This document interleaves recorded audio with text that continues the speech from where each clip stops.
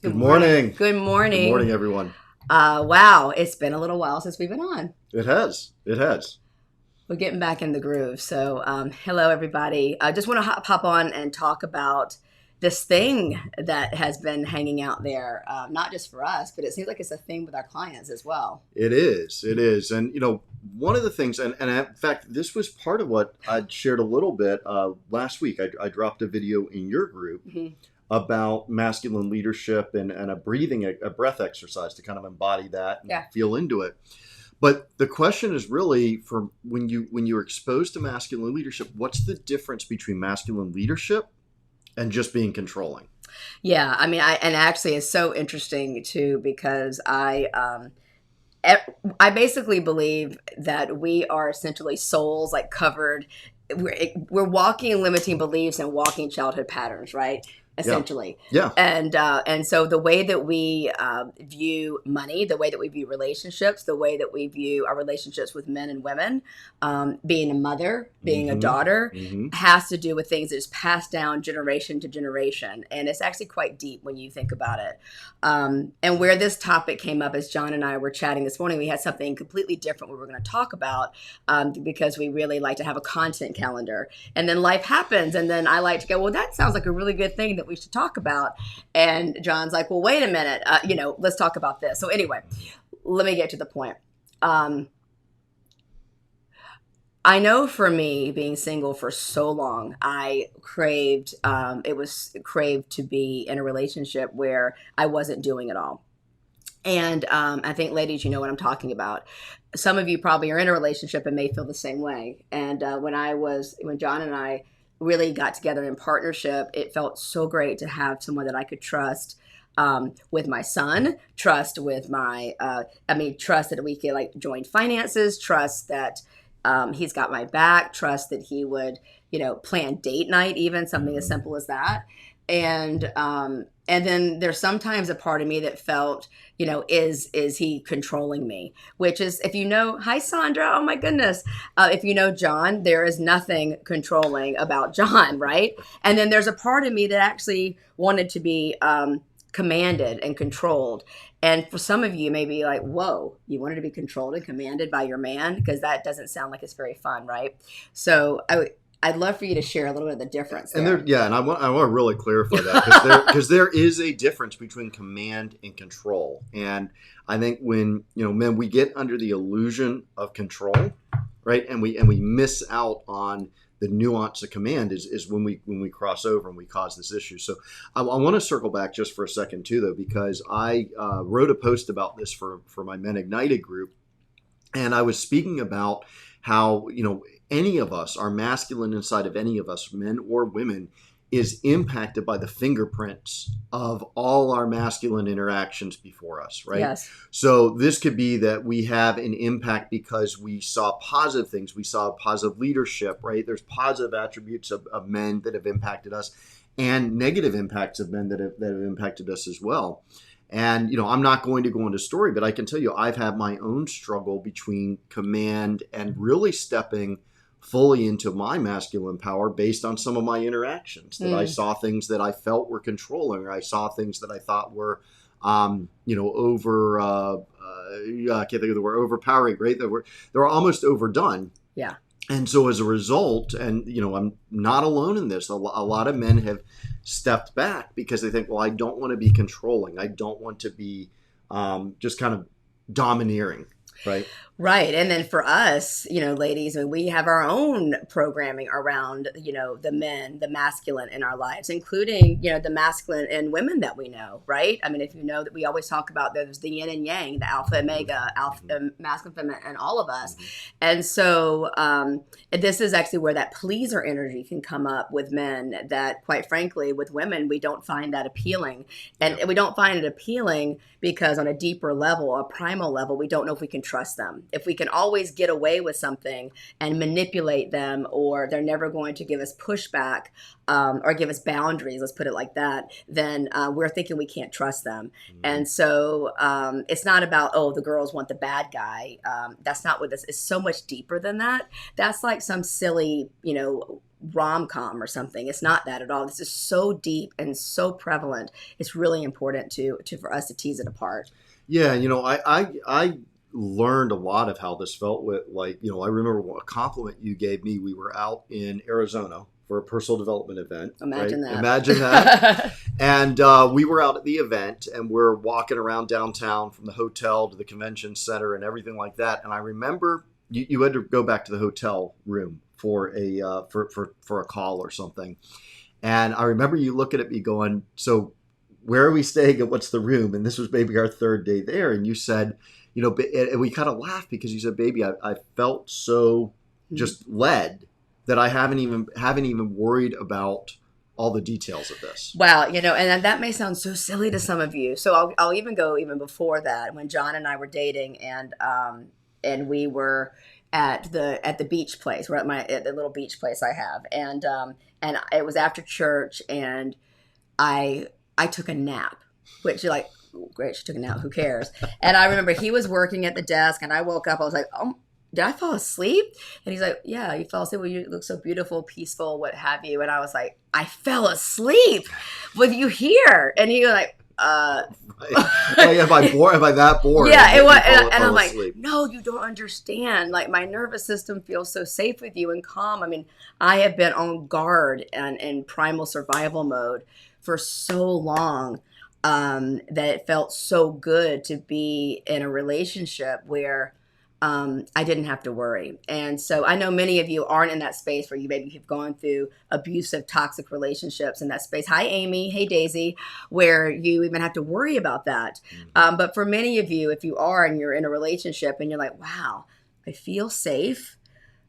I can relax around him. Or I can relax around her because she's not crazy, wild, closed-hearted drama, closed-hearted hot mess, right? And so it was such a relief to me to be able to surrender into my own knowing that John was safe. It wasn't just surrendering into you and for you. It was actually trusting my own. And that's the whole part about, why we encourage, clients of ours, anybody to practice. So because your brain doesn't know the difference. And so when I finally got with you, that was it. So yeah, I remember that moment so distinctly. And that's actually when I started knowing, like, you were like the one, honestly. Yeah. I knew before then, but yes. Yeah. But one of the things that came up, another thing though is this is something that again, it is practice for me, because there's been other times that for me, I've started to doubt what I should do, right? I've started to go too far into the pleaser energy, into what do you want to do? What are you looking for? And then describe kind of that. You feel unled at that point, or we'll step into. How do I feel? Yeah. Because feeling unled is not to say the feeling. It's actually, it feels icky. It pisses me off. Mm-hmm. It makes me sad. It makes me, for me personally, sometimes it feels like disgust. And it's really icky. It's a very like visceral reaction. Oh, it is. I can feel it right now. And, to not feel like that we're, safe, right? Not feeling like we're seen or understood. Mm-hmm. It is a nasty feeling, and it can cause us to, step into a space that isn't very comfortable, because we go opposite of our, orientation of who we really are. Because I really love my soft side. I love, me and my feminine. I love this trusting space. Hi, Lynn. Oh, it's Lynn. So it's just to be able to notice that, but to also be in a relationship where you actually can let your partner know. So I could let John know by criticizing him or closing my heart. Mm-hmm. And, I've done it all. Or I could do it by revealing, letting him know, how I feel with a conversation. Yeah.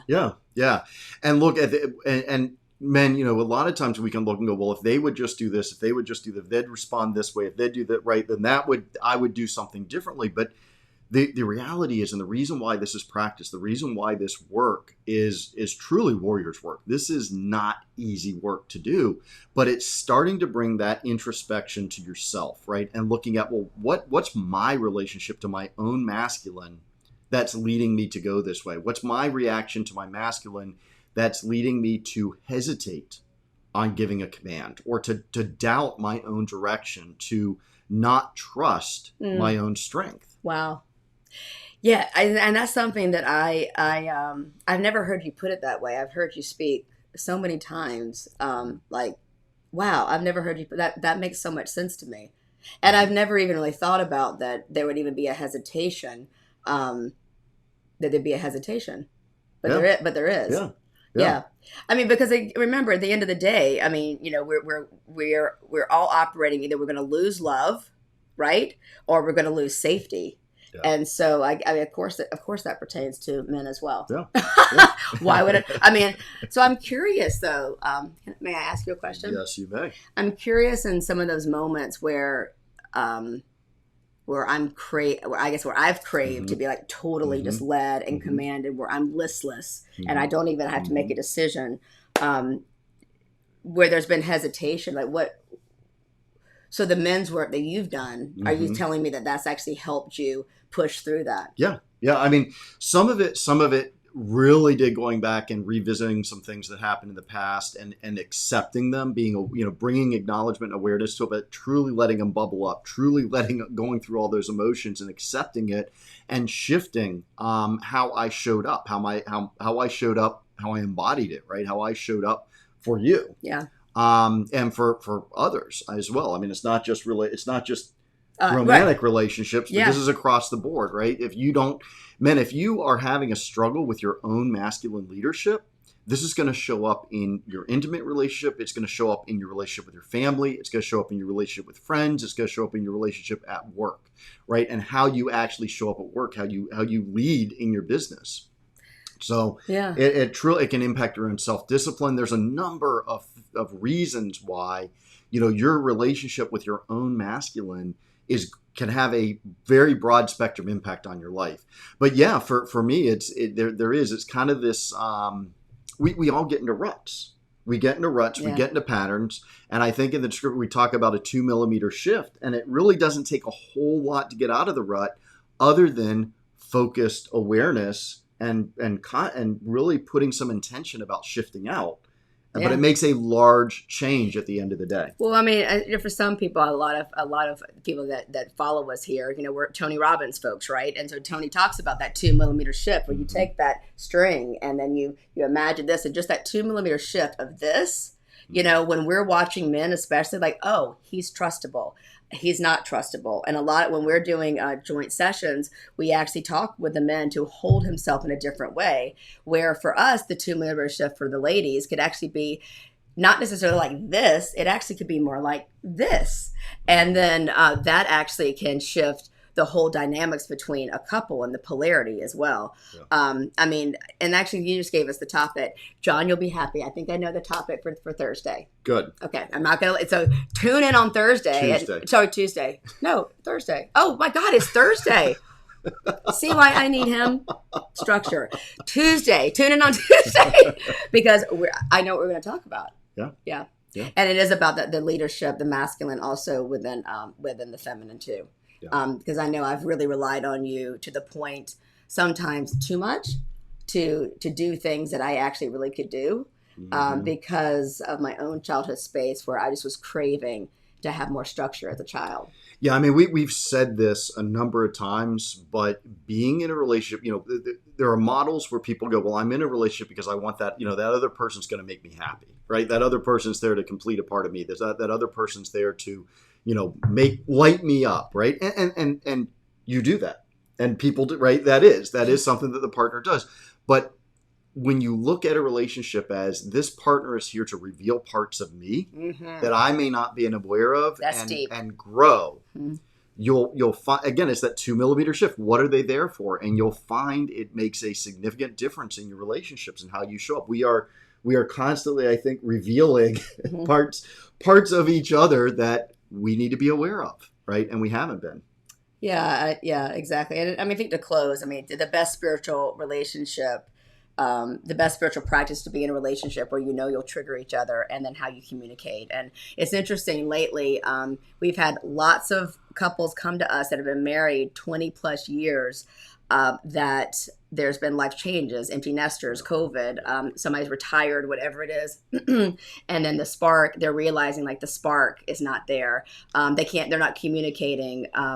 The women that work with me realize that maybe they want more from their partner. And, we are our partners. We as women are your oracle. Yeah. Like we're here to actually, sting you back to consciousness. And so that may sound foreign to some of you because you may just want to be shoulder to shoulder, just hanging out in life as companions, and that's fine. But there is a deeper desire here if you will excavate some of the stuffing down to actually explore that. So I hope that for you men out there, you'll talk to John, and obviously for you ladies, you talk to me, and then let's just kind of elevate. Even if we all just 2 millimeters, just viewed the world a little bit differently, saw our partners, a little differently, and actually believed that we had the power within us, men and women, to make the world better by revealing to our partners not what's wrong, but maybe also what's right. Yeah. Love that. So I'm going to challenge the men. If you're listening, if you're a man and you're listening and you want to go deeper in this, go to menignited.com. You can request an invitation to a Facebook group where I go even more in depth with this. There's more teachings, more depth available in that group. Ladies, if you're listening to this and you know a man that you think would benefit from this work, again, just have them go, just drop the hint, go to menignited.com. They can take a look and decide, and again, request that invitation to join the group. Yeah, forward this out, share this. I mean, we have a big vision, and the more I know, I had lunch with a client yesterday, and she's like, "Where are these men that you talk about? Where are these men?" And this is actually where women, we have to do our work too, and we can help elevate. So when you are referring this out, just say, "Hey, I thought you might be interested in this," or whatever that is, John or what have you. There's a way that we can refer without making men think that they need to change, and that's very, very important. So anyway, thanks, guys. I think we did all right, honey. Just going off the cuff. We did. Look at you. Mm-hmm. I know. Mm-hmm. He's going to spank me later. All right. Bye, everyone. Have a fantastic day.